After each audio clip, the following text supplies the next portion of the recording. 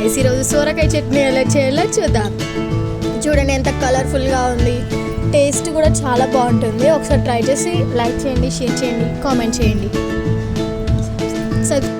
ఎండుమిర్చి, పచ్చిమిర్చి, వెల్లుల్లి, చింతపండు, జీలకర్ర, పల్లీలు, సోరకాయ. నేనైతే హాఫ్ సోరకాయ తీసుకున్నాను, సరిపోతుంది. తర్వాత ఒక బాండిలో ఆయిల్ వేసుకోవాలి.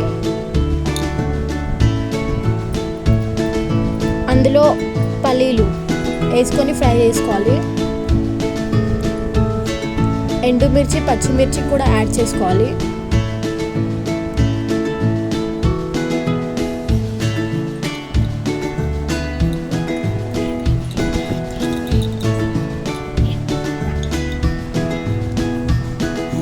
సొరకాయలని కూడా ఫ్రై చేసుకోవాలి ఆయిల్లో.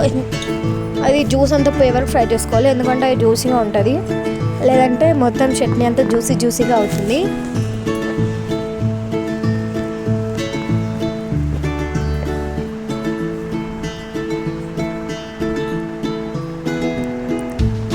తర్వాత చింతపండు, ముందు మనం తీసుకున్నవన్నీ ఒక 15 వెల్లుల్లి తీసుకున్నాను.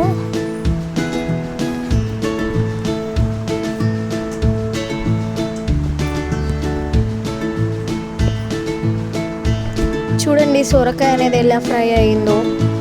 తర్వాత పల్లీలు, వాటిని మిక్సీ జార్లో వేసుకోవాలి. వాటిని సపరేట్గా చేసుకోవాలి. రెండు మిక్స్ చేసి చేయొద్దు. తర్వాత అందులో కాస్త సాల్ట్ యాడ్ చేసుకోవాలి. తర్వాత సొరకాయ కూడా యాడ్ చేసేసుకోవాలి.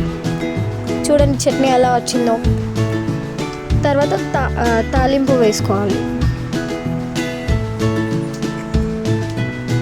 నాకైతే పంటి కింద తగలడం కోసం పంటి కింద తగిలితే బాగుంటుంది, అందుకనే వీటిని వేసుకుంటున్నాను. ఇంకా ఏమేమి ఉంటాయి తాలింపులు వేసుకోవాల్సినవి అవన్నీ వేసుకోవాలి.